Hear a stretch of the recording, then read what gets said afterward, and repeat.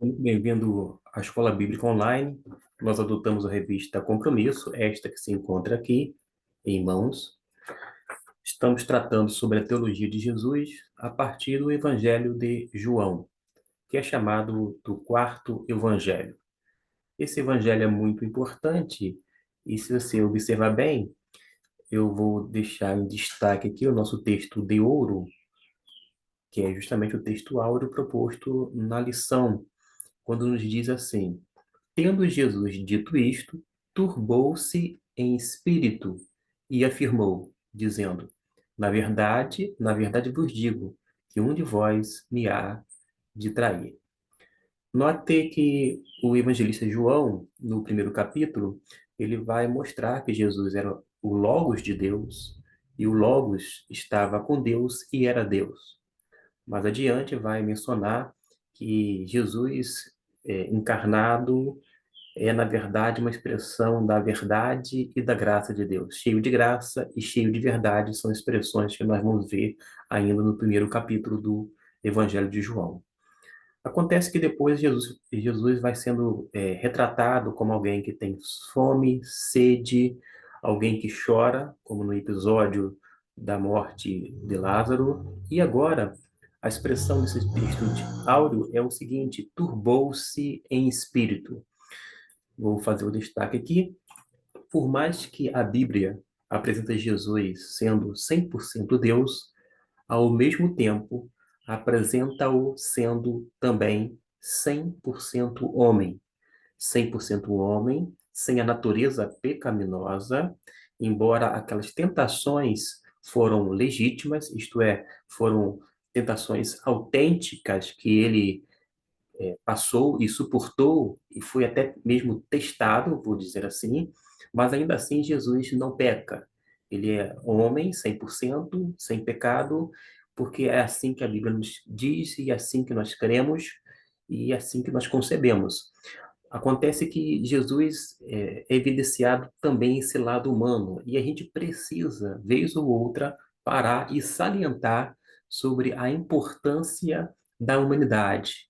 A gente já é ser espiritual, mas a gente precisa ser, sobretudo, um ser humano de verdade, tendo não apenas uma sensibilidade, mas também uma percepção espiritual. No caso de Jesus, é uma pessoa fenomenal, extraordinária, sem igual, porque além de ter a natureza humana, tinha ao mesmo tempo a natureza divina, portanto, em uma só pessoa constituía-se de duas naturezas. E isto mostra que Jesus é um ser inigualável.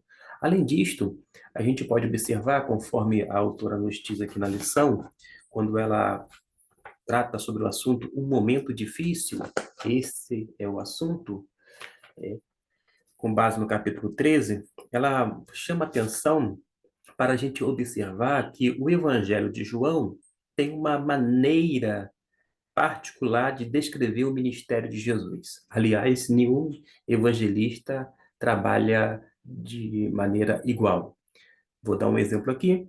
O evangelista Marcos, ele faz a questão cronológica, de acordo com os eventos ocorridos. Já Mateus trabalha de forma temática, ou seja, por assuntos. Então, tudo aquilo que é do seu interesse, do seu assunto, ele vai encaixando dentro daquela ordem, de uma forma organizada, é verdade, mas não tendo necessariamente a preocupação de ficar preso aos eventos conforme foram acontecendo. Já João também não tem essa preocupação, porque João ele está focado em outra coisa, ou seja, não é simplesmente colocar os eventos, vou dizer assim, em ordem, tintim por tintim. Pelo contrário, a própria autora, Nancy Duzilek, ela vai nos auxiliar, porque João faz uma narrativa dos fatos acontecidos.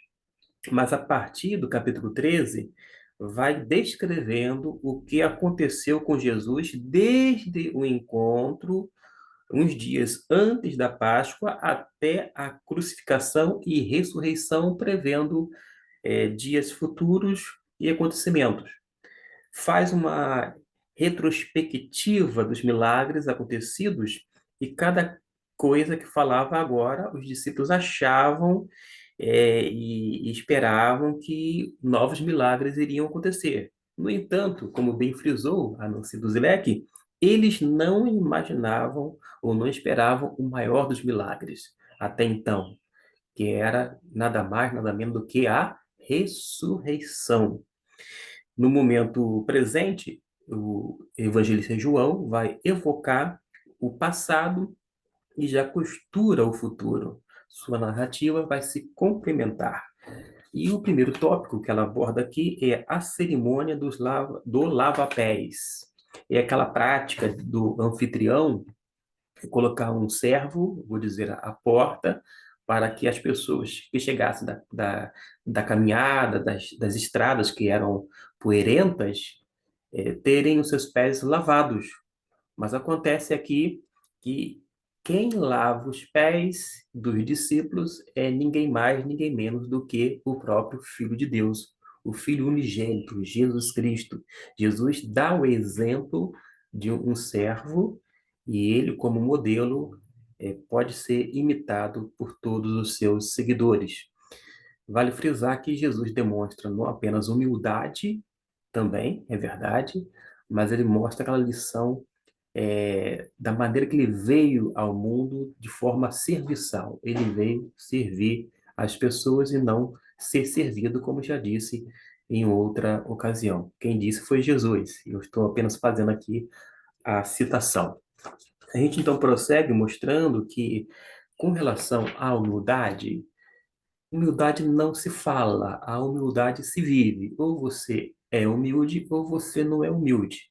Agora, se a pessoa se arvora e começa a soprar para todos os cantos de que ela é uma pessoa humilde, é porque a humildade, ó, já saiu de fininho há muito tempo e já está bem distanciada daquela pessoa. Mas a humildade é muito importante, tanto para o aprendizado quanto para a assimilação do evangelho, não apenas de uma forma específica do evangelho de João.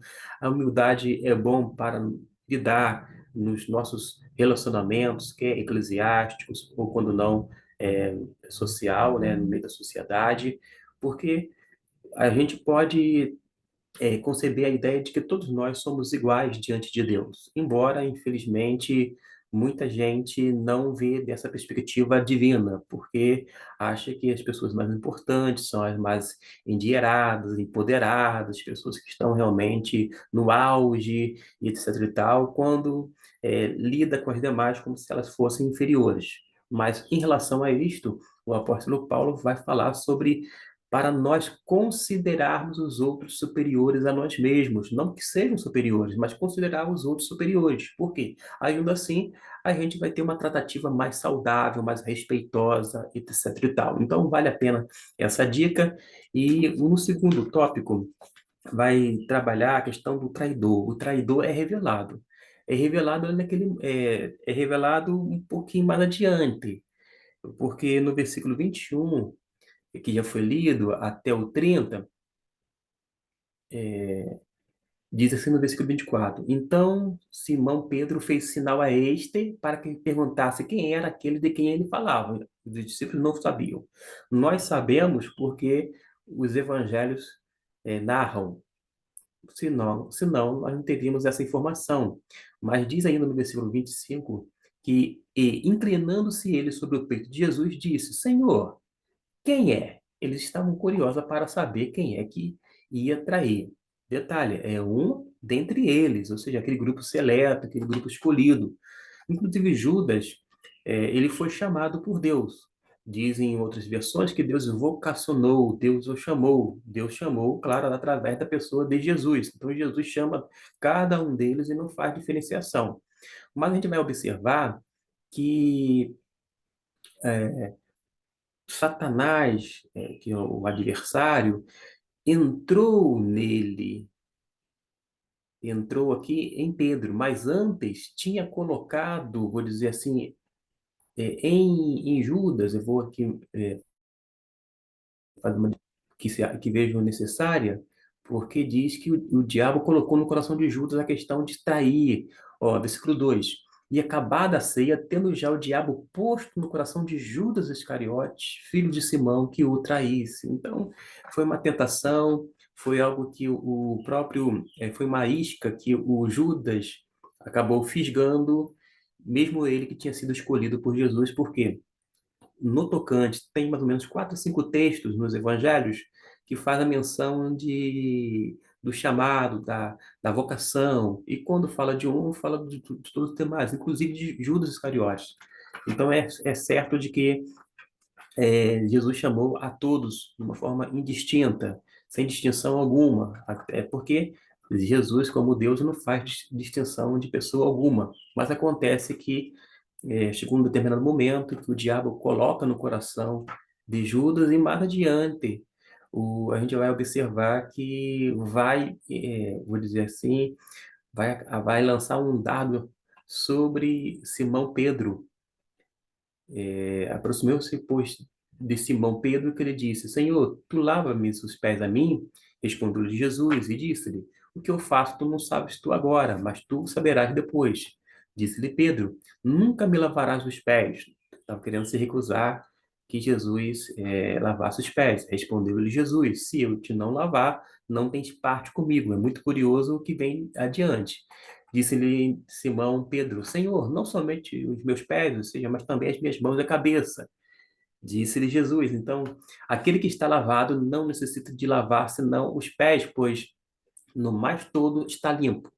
E Jesus vai emendar: Ora, vós estáis limpos, mas não todos, porque bem sabia ele que quem o havia de trair, por isso disse: Nem todos estão limpos. Ou seja, é, não havia mais aquela limpeza no coração de Judas, porquanto a gente viu no versículo 2, foi colocado, foi posto no coração de Judas aquele desejo de aquela decisão de acabar traindo Jesus. Depois que lavou os pés, tomou seus vestidos e se assentou outra vez à mesa e disse-lhes: Entendeis o que vos tem feito?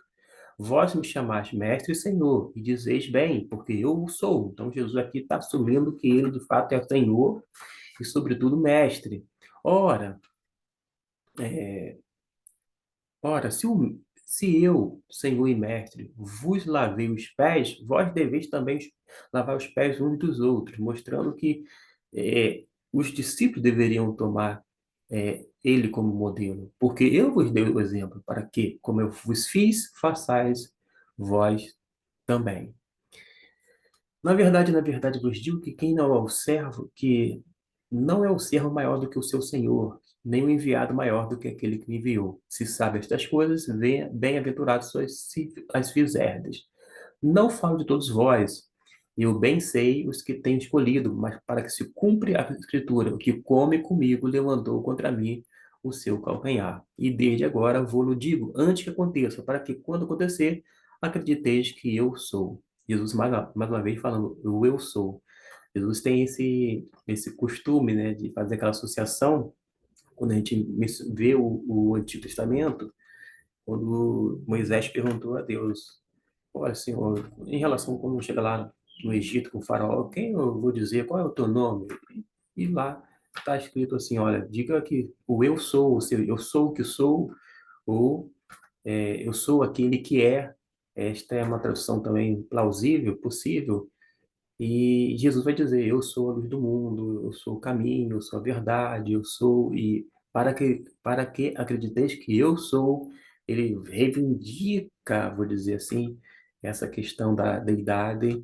E a gente vê que no versículo 20, na verdade vos digo, e sempre quando Jesus fala na verdade vos digo, ele vai utilizar a expressão amém, amém, em amém, amém, aqui no texto, conforme está no grego, e indica o quê? Algo solene que vai ser dito na sequência. Imagina só, Jesus está dialogando, conversando coisa séria, importante, mas quando tem uma coisa que a pessoa, os ouvintes ou o grupo de discípulos agora em questão, quando não a multidão, precisam atentar para tudo e prestar bastante atenção, ele vai dizer amém, amém. Ou seja, na verdade vos digo, essa é a tradução que nós temos com relação ao texto bíblico. Se alguém receber o que eu enviar, me recebe a mim, e quem me receber a mim, recebe o que me enviou. Tendo Jesus dito isto, ele teve então ele se turbou em seu espírito. Mas agora sim, voltando lá, depois dessa digressão, a questão do traidor, foi um momento, claro, difícil para Jesus. Jesus não estava fazendo teatrinho. Ele sabia o que ia acontecer com ele.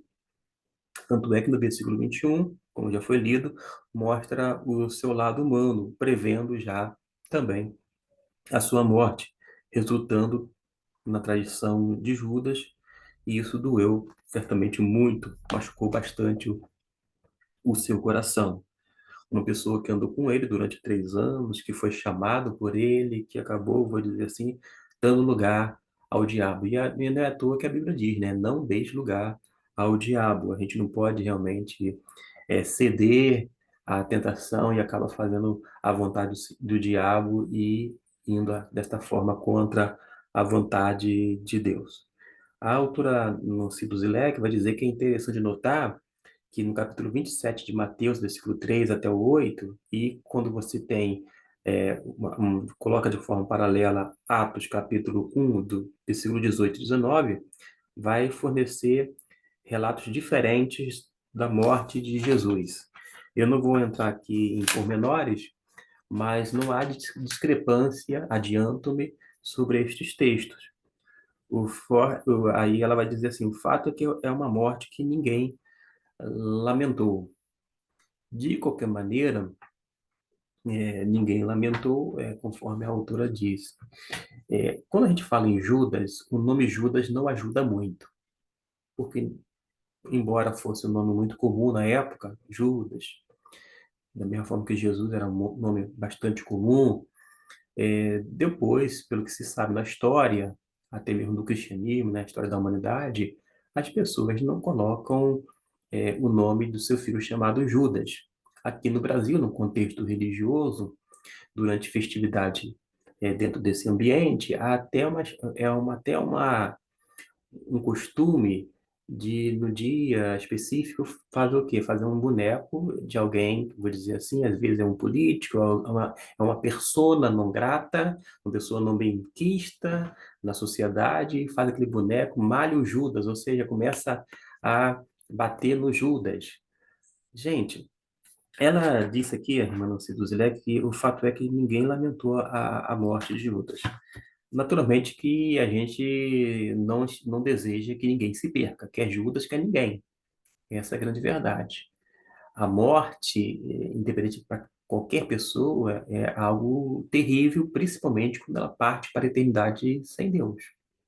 Acontece que Judas, ele acabou se permitindo e fazendo com que o seu coração se inclinasse não para a voz do Espírito, senão para a voz do próprio diabo, e ele acabou, né, concebendo aquilo que foi posto no coração pelo diabo, de modo que ele veio trair Jesus. A sentença dele está descrita nas Sagradas Escrituras. Agora, eu não sei se a mãe de Judas era viva, se tinha algum parentesco, se alguém lamentou. No geral, ninguém lamenta, mas possivelmente sempre vai ter alguém aqui ou acolá que naquele contexto, não agora, vai acabar, né, vai acabar se lamentando por uma pessoa a qual tinha uma certa estima, ou porque conhecia desde pequeno, etc e tal.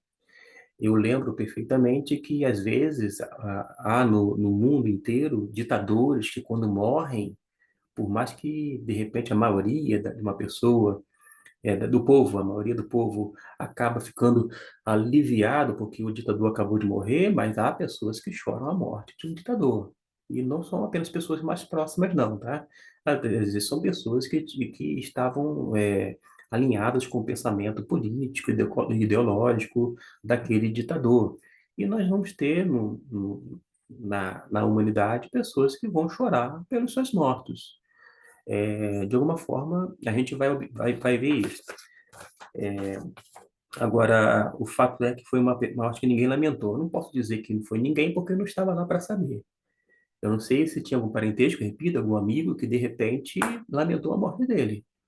Porque pode ser que aqueles discípulos é, que não tinham cedido à tentação, não traiu Jesus, mas conviveu com Judas e de repente tinha alguma empatia com ele, uma certa simpatia e falou: Poxa vida, né? Que besteira que fez. Poxa, perdeu o juízo, não era para ser assim. E pode ser que tenha se lamentado. O texto não diz, tá bom, gente? Mas fica aqui essa observação, uma vez que foi colocada aqui que ninguém, quando falo ninguém, é claro que eu, é um termo mais genérico, mas não sou advogado de Judas, mas apenas informando esses pormenores.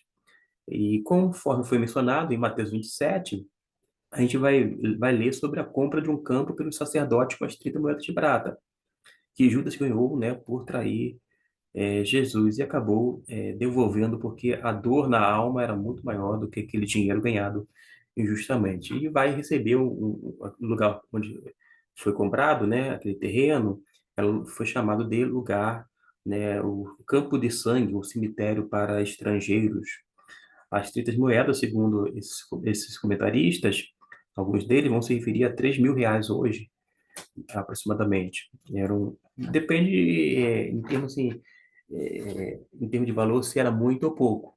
Vou dar um exemplo aqui. Você vai fazer um curso de 300, você vai pagar uma mensalidade de R$ 350. Aí você fala assim, é muito caro o curso. Aí você pega o mesmo R$ 350 e vai no mercado.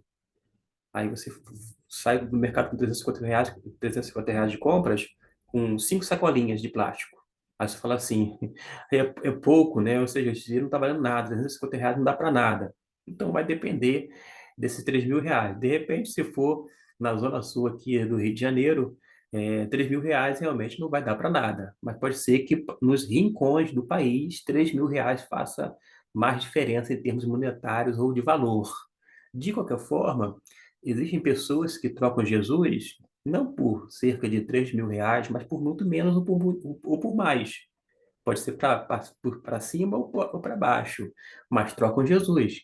Tem pessoas que trocam Jesus pelo status quo na sociedade, trocam Jesus por uma questão ideológica e política, partidária, troca Jesus é, por sexo, por empoderamento, pelo poder em si, vai trocar Jesus por vários motivos. Então, é muito fácil, na verdade, a gente apontar o dedo para Judas e dizer, viu, você não aprendeu nada com Cristo Jesus, mas às vezes a gente pode, vez ou outra, fazer que nem Pedro, negar Jesus em algumas ocasiões, ainda que a gente venha chorar amargamente, se arrepender, continuar no caminho nessa trilha cristã, mas ainda assim existe possibilidade da gente errar, falhar, trair, negar. Agora, o ideal é que não aconteça. Agora, uma vez acontecendo, a gente tem que, vou dizer assim, levantar a cabeça, depois de uma confissão, de um arrependimento, de uma prática do abandono, sacudir a poeira e seguir em frente com os olhos fitos em Cristo Jesus. E quando Jesus passa o pedaço de pão a Judas e que o que teria de fazer, faze logo, no versículo 27. E os demais achavam que ele iria comprar mais pão, já que era o tesoureiro e administrava o dinheiro do grupo. Judas foi um ator, perfeita, um hipócrita perfeito, né? Hoje a gente tem como julgar Judas. A gente tem uma dificuldade muito grande, porque qualquer coisa que a gente fala, a gente é julgado. Agora, da mesma forma que você é julgado, você julga e você acaba sendo julgado por outras pessoas. Mas de qualquer maneira, nesse quesito, Jesus identificou, né? Jesus sabia e e mostrou nesse versículo 27 o que ele teria que fazer, deveria fazer depressa, ou seja, vai logo, então. E ele fez assim. A gente sabe o final dele como que foi. Judas, aquela fala que Judas foi um ator, um hipócrita perfeito, como os demais da equipe, e armando tudo contra Jesus sem nenhum deles perceber o que estava acontecendo. É. O fato é que todos nós, independente de julgamento, ou pré-julgamento, ou ser julgado, a questão toda é que todos nós somos responsáveis diante de Deus. Quer Judas Iscariote, quer os demais membros do chamado corpo apostólico, quer Paulo, que foi um apóstolo, né, temporão, vou dizer assim, todos nós, enfim, vamos prestar contas a Deus e a gente precisa ter isto muito claro em mente. Um outro tópico aqui é que as palavras de Jesus anunciando o que iria acontecer. Chegou a hora de preparar os discípulos sobre o que iria acontecer com Jesus. O que chamou a atenção da autora foi o fato da palavra de Deus narrar com antecedência o que aconteceria nos próximos dias. Sim, uma coisa importante é que, geralmente, não apenas profecias, mas principalmente profecias, mas as palavras de Deus já existiam, já tinha narrativa, mas as pessoas tinham, como tem até hoje, dificuldade de dizer assim, olha, tá, vai, vai se cumprir, está se cumprindo, cumpriu. Existe essa dificuldade. Por causa de quê? Eu observo que quando a gente faz estudos do Antigo Testamento e que se cumpre no Novo, ou até mesmo que se cumpriu no período mesmo do Antigo Testamento, as profecias geralmente elas não são, vou dizer assim, verificadas antes do seu cumprimento, mas somente após o cumprimento é que as pessoas se dão conta. Para nós é mais fácil porque nós temos a revelação completa. A gente já sabe tudo o que aconteceu. Se é que a gente leu a palavra de Deus na íntegra, né? Mas se a gente leu, a gente não tem dificuldade. Agora, eles não sabiam o exato o cumprimento da palavra. Mas o fato é que toda a palavra de Deus se cumpre. Mas a gente não, essa ideia, tipo assim, é, Jesus vai voltar, vai voltar, voltou. Gente, isso não é só porque a Bíblia diz e de fato fala que Jesus vai voltar e voltará mesmo, não significa que a gente vai acompanhar, vou dizer assim, todos os pormenores, de modo que a gente vai chegar e vai, já sei, vai voltar no dia tal, porque muita gente já marcou dias e datas e se deram mal. Levaram outros enganados quando não se enganaram. Porque a Bíblia é categórica no tocante à volta de Jesus. O dia e hora, né, não se sabe. E se não se sabe, não adianta especulação. O que a gente sabe é que a volta de Jesus se dará como um ladrão, ou seja, você espera um ladrão na sua casa? Não.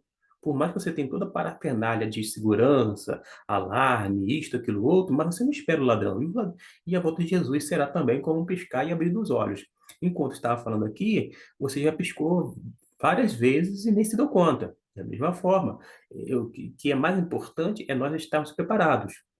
Estamos preparados a entender que a vinda, vou dizer assim, a volta de Jesus se dará quando aparentemente está num estado de normalidade.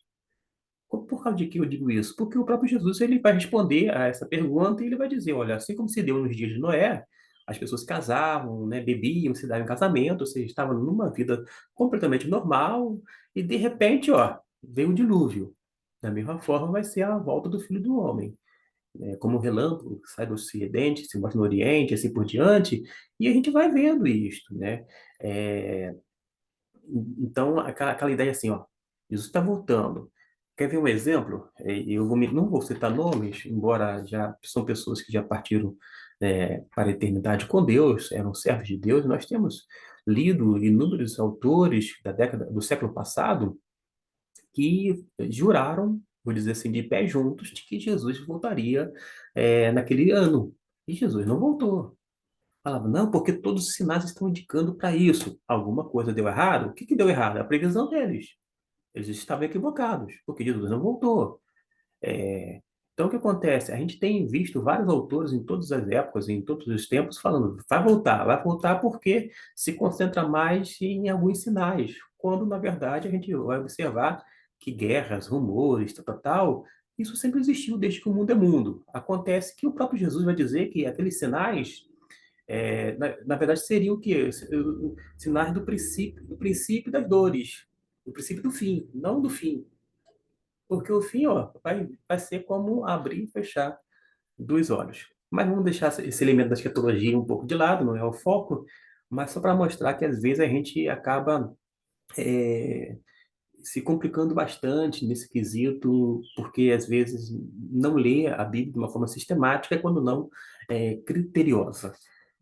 Voltando aqui então ao texto, essa predição, ela chama aqui a uma atenção dos ouvintes, porque ela fala sobre o desafio de amar as pessoas que conhecemos, quais são os seus pontos fracos, suas manias, seu humor, é alegre ou enfesado, é fácil? Claro que não, mas os outros não têm que aguentar a gente também com nossos defeitos. O amor verdadeiro está com base no perdão.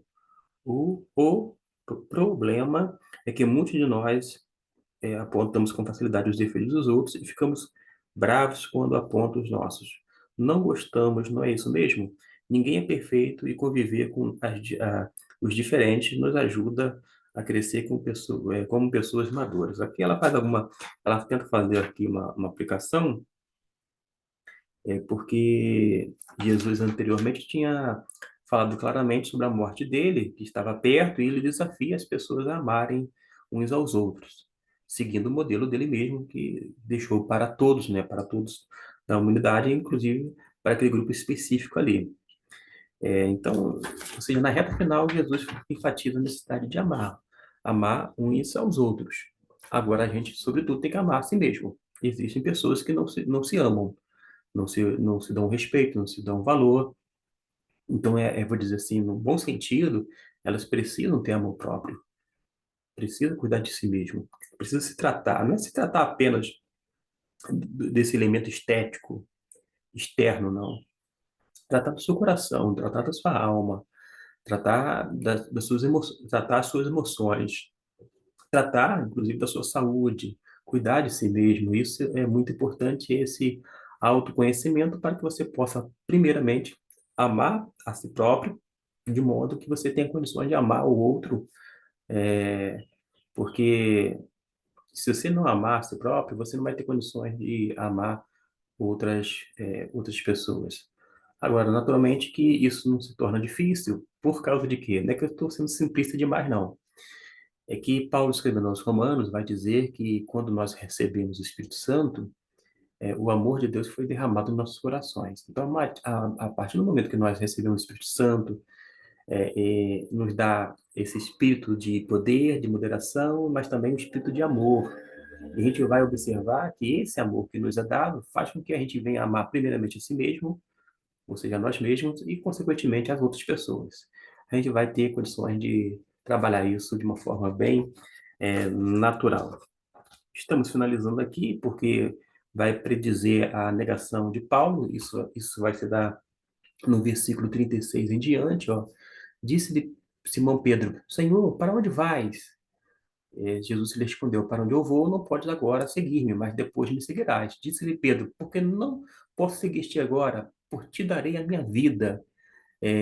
Tu darás a vida por mim? Na verdade, te digo: não cantará o galo enquanto me não tiveres negado 3 vezes, né? A gente observa isto. Com relação à questão, apenas uma questão não é curiosidade apenas não, né? É, alguém vai achar que esse galo aqui é o galináceo mesmo, né? Com aquela ave com pena, bico, né?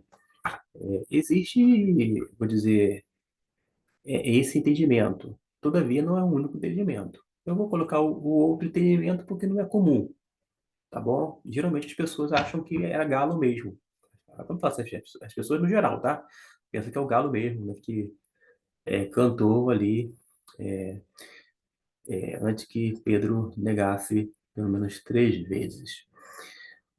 Essa expressão galo, o cantar do galo, era uma expressão vou dizer, atribuída ou associada com o toque das trombetas por parte dos soldados. A gente sabe que o Império Romano tinha sitiado, conquistado toda aquela Palestina, assim como outras partes no mundo, então conhecido, e de tempo em tempo os soldados tocavam horário, vou dizer assim, de noite, noturnos, portanto, aquela trombeta indicando, vou dizer assim, olha, a cidade está tranquila, podem seguir em frente porque está na maior calmaria. Então, o chamado canto do galo, quando a gente analisa a questão do Oriente, da cultura, está associado com esse soar da trombeta, esse toque da trombeta. Então, eu particularmente trabalho com essa possibilidade de não cantar ao galo, mas numa alusão não é o galo ave, e sim o toque da trombeta, que era feito pelos soldados, indicando que havia segurança, portanto, paz na cidade. Imagine só, você está logo ter o primeiro canto do galo lá no início da madrugada, da noite, e você está em casa, possa descansar, porque não tem nenhum povo bárbaro, nenhum povo, né? Porque por mais que estivesse sob o Império Romano, mas a gente sabe que houve uma sucessão, né? Babilônios, os persas, teve os gregos, teve os romanos, percebeu? É uma série de povos que um vai conquistando o outro, à medida que um vai ter, naturalmente vai sendo derrotado. Então, o que acontece? É preferível, eu pelo menos entendo assim, que é preferível entender, quando fala não cantará o galo, não que seja o galo a, a ave, né? Mas sim não cantará o toque da trombeta, ou seja, toca uma vez, toca duas, indicando segurança e paz, proteção nesse sentido. Agora você pode falar assim, eu discordo de você, fique à vontade para discordar de mim. A gente pode terminar esse vídeo aqui e cada um seguir a sua vida numa boa, sem crise, ou seja, sem nenhum peso na consciência. Agora, quando a gente vai para a argumentação, e o espaço aqui não me permite, o objetivo também não é este, mas quando a gente vai e pega os textos paralelos desse contexto, quando cantar o galo, vai se colocar, vou dizer assim, vai estar se referindo com a cidade de Jerusalém. É inconcebível a ideia de, em Jerusalém, ter criadouros, né, ter galinheiros, ter criadores de galinha. Porque se a maioria, pelo menos ali, eram judeus, quem, em sã consciência, iam criar animais impuros? Porque as galinhas, né, os galos, estavam dentro dessa categoria, conforme a gente vê lá em Levítico. Então, quando você começa a argumentar e ver direitinho, olha, era inconcebível que em Jerusalém tivesse galinheiros. Mais adiante, você vai observar num outro texto paralelo e que menciona como o contexto vai se situar na casa do sacerdote. Aí piorou ainda mais. Como é que um sacerdote na casa dele, no terreiro dele, no terreno dele, naquele pátio vai ter um galinheiro, vai ter ave para cantar, vai ter um galo, né, para cantar. Então a gente vai vendo que existem, na verdade, assim, expressões que faz jus mais ao soar da trombeta do que necessariamente ao canto, ao galo fazendo cocoricó. Essa é a grande verdade. Então, se você acha que é o galo, que fique com o galo, mas isso de menor importância. O fato é que, quando eu falei menor importância, é que Jesus tinha dito, olha, você vai me negar. Pedro negou? Negou. E daí? Qual foi o desfecho? Ele permaneceu o mesmo? Ele tirou cabo ele, deu cabo da sua vida? Não.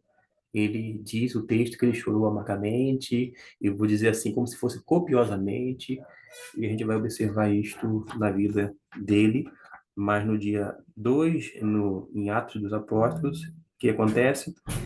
Ele vai estar em pé depois, juntamente com os 11, e vai explicar para aquela multidão, quando perguntou, o que faremos, irmãos? Ou seja, após o Pentecostes, ele vai explicar o que havia ocorrido. No capítulo 18, veremos Pedro negando Jesus, dizendo que não o conhecia. Como assim? Foram 3 anos juntos no ministério? Aqui a autora falou, o galo canta 3 vezes.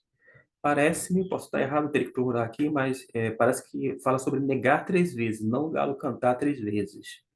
Mas isso eu teria que fazer uma consulta, deixar os textos assim paralelos e ver isso direitinho. Mas parece-me que ficou um pouco truncado aqui. Quando eu li agora aqui, ó, o galo canta 3 vezes. Acho que está claro, pelo menos aqui nessa versão, não cantará o galo enquanto me não tiveres negado 3 vezes. A negativa, cara, é uma negação que seriam 3 vezes. De qualquer maneira, pode ter. Havia intervalos do toque da trombeta, que era justamente o cantar do galo. Aí você vai dizer assim, voltar, eu vou fazer uma breve digressão e voltar àquela questão do galo, né? Mas você acredita mesmo que então não seria o galo ave, e sim esse toque da trombeta? Sim. Por causa de quê? Não é uma questão de fé, é uma questão de história, tá, gente? Não tem nada aqui, questão relacionada à salvação, nada disso, gente. É uma questão mais de entendimento. Quando eu era menor, a minha mãe assistia e ligava sempre naquela data específica sobre a missa do Galo. E quem falava na ocasião era o Papa. Continua sendo o Papa. Mas na época era o Papa João Paulo, né? João Paulo. É, Ele era, inclusive, uma figura, né, muito carismática, muito querida no mundo inteiro. Não sei se era João Paulo II, mas só me engano que era assim, era o segundo. Isso, eu nasci em 76, então, vamos supor, lá para 82, 83, já começava a acompanhar, né, sempre a chamada Missa do Galo. E a Missa do Galo era sempre o quê? Naquela virada, né, vou dizer assim, no período noturno. A Missa do Galo. E você hoje, talvez você nunca se perguntou, né? Por que Missa do Galo? A Missa do Galo, porque havia, pelo menos no Império Romano, aquela prática de soar ou tocar a trombeta e se referir como, né, vou dizer assim, ao canto do galo. Feito agora, voltando aqui, a gente vai observar, deixa eu ver, fazer a seguinte observação na conclusão. Dois traidores de Jesus na mesma equipe, Judas e Pedro, ambos muito tristes, já que estavam com o maior chefe de todos os tempos. Colocou chefe, tudo bem. Qual a diferença de um e de outro? Quando eu falo chefe, eu, eu não diria que Jesus é um chefe, né? Eu não diria. Porque, pelo menos na minha mente, a questão do chefe é um tanto, vou dizer assim, meio negativa. Todavia, em alguns ambientes, pode ser positivo. Mas, de qualquer maneira, Jesus foi um grande líder, um grande mestre, talvez. E qual a diferença de um erro de outro? A questão aqui é que a gente vê o desfecho que Judas ele não se arrependeu, né? Ele acabou suicidando e Pedro teve um arrependimento, muito mais do que um remorso, e a gente vai ver o desfecho de um e de outro na Bíblia. E ela termina dizendo: Entre nós, este foi um momento difícil para Jesus. Qual foi o seu momento mais difícil que passou em sua vida e como reagiu? Eu, particularmente, tive, deixa eu ver, não vou nominar, mas pelo menos uns 3 momentos dificílimos na minha vida. Agora, pode ser que eu vou passar por muitos, muitos outros. E sobre isso eu quero dizer o seguinte: não sobre os momentos difíceis, mas sobre a vida. A vida, meus irmãos, é muito boa mesmo. É pena que a vida, vou dizer assim, é pequena, passa rápido. Eu vou fazer agora, em agosto, 48 anos, e passou muito rápido. Meu Deus, a vida é pequena, mas como diz o poeta, não é pelo fato da vida ser curta ou ser breve, ser pequena, que nós vamos apequená-la. Nós temos que fazer com que a nossa vida ganhe um sentido, uma significação maior. E, sem dúvida alguma, isso se dá quando a gente tem um encontro real com a pessoa bendita de Cristo Jesus. Em Atos dos Apóstolos, vai dizer que nele, em uma referência a Deus, nós vivemos, existimos e nos movemos. Porque vida verdadeira só se encontra em Deus. Da mesma forma, A gente só vai encontrar a vida verdadeira em Jesus. E independente dos momentos difíceis que nós já passamos e outros que nós ainda amamos de passar, é, que nós iremos passar, eu acho que o mais importante é ter Jesus na nossa vida, porque dá uma modificação completa, uma mudança literalmente radical na nossa vida e no nosso ser. Ficamos com estas observações nesta lição e que Deus possa abençoá-lo rica e abundantemente. Fique com Deus.